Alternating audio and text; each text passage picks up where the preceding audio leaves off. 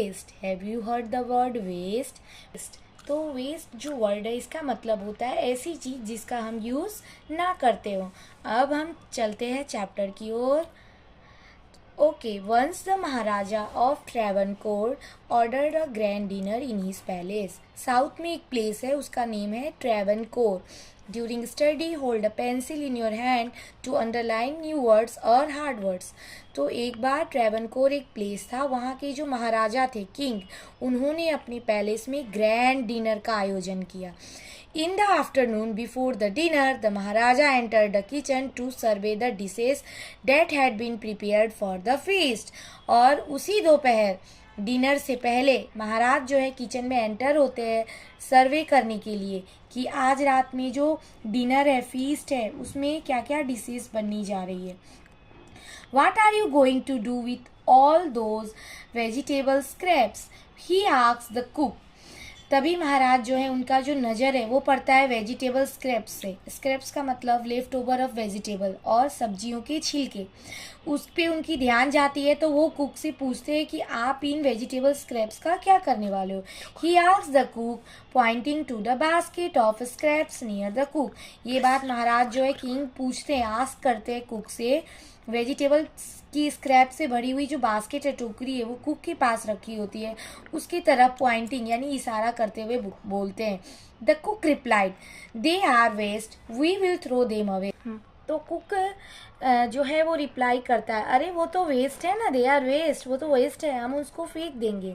You can not waste all these bits and pieces of vegetables. तो king बोलते हैं, अरे नहीं, आप उसमें सब्जियों के इतने सारे पीसेस हैं और भी लेफ्ट ओवर है, आप उसको एज अ वेस्ट बोल के फेंक नहीं सकते हो। Find a way to use them, कुछ तरीका ढूंढो उनको यूज करने का।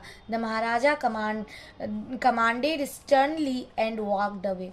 महाराजा ये बात कुक को कमांड यानी आदेश देते हुए कड़े शब्दों में बोलते हैं और महाराज वहाँ से चले जाते हैं।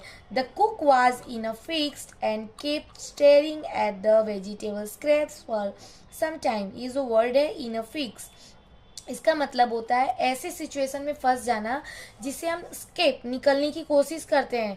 तो कुक के साथ भी कुछ ऐसा ही होता है, वो इस सिचुएशन में फंस जाता है और वो वेजिटेबल स्क्रैप्स को ऐसे जैसे पिक्चर में हमको शो हो रहा है ना, ऐसे ही वो घूरता है, देखता है। स्टेयरिंग मतलब देखना, उसको देखने लगता है मैं इसका क्या करूँ। फॉर सम टाइम, कुछ देर देखता है। Suddenly an idea flashed across his mind. तभी सडनली कुक के ब्रेन में एक आइडिया आती है, उसके दिमाग में एक आइडिया फ्लैश होती है। Took all the vegetable bits, wash them and clean them well. वो कुक क्या करते हैं, सब्जियों के जो स्क्रैप्स है उसको लेते हैं, उसको अच्छे से वॉश करते हैं, क्लीन करते हैं। Then he cut them into long strips. फिर कुक उसको लंबे लंबे स्ट्रिप्स में कट कर देते हैं। स्ट्रिप्स का मतलब होता है किसी चीज़ को लॉन्ग शेप में कट कर देना। He put them in a huge pot and placed it on the fire to cook. फिर कुक जो है उसको बड़े से पॉट में डाल के आग पे रख देते हैं कुक करने के लिए। Next he ground some fresh ground coconut, green chillies and garlic together. उसके बाद कुक क्या करते हैं, कुछ फ्रेश कोकोनट, ताजे ताजे नारियल, ग्रीन चिलीज, हरी मिर्च एंड गार्लिक, इन सबको टुगेदर लेके ग्राउंड कर देते हैं, यानी पीसते हैं। He added this paste and some salt to the cooking vegetable. उसके बाद उन्होंने जो ये पेस्ट रेडी की है, coconut, green chillies and garlic, इस पेस्ट को उस वेजिटेबल में डालते हैं और उसमें थोड़ी सी सॉल्ट भी ऐड कर देते हैं। और tempting smell started coming from the pot. जैसे ही कुक सॉल्ट और ये मिक्स पेस्ट जो है वो उसमें ऐड करते हैं, उस वेजिटेबल से एक टेम्पटिंग, मुँह में पानी खुलने वाली जो खुशबू होती है वैसी खुशबू आने लगती है। नाउ ही whipped some curd and added it to the curry. अब जो है कुक कर्ड को whipped करते हैं। whipped का मतलब फेंटना, फेंटते हैं और उसको करी में ऐड कर देते हैं। He also poured a few spoonfuls of coconut oil and decorated the dish with curry leaves. अब कुक क्या करते हैं, उसमें स्पूनफुल यानी चम्मच भर के कोकोनट ऑयल पॉर करते, गिराते हैं और उसको करी लिप से इस डिश को डेकोरेट करते हैं। Lo and behold, lo and behold का मतलब है अचानक, suddenly. The new dish was ready, तभी एक नया डिश रेडी हो जाता है।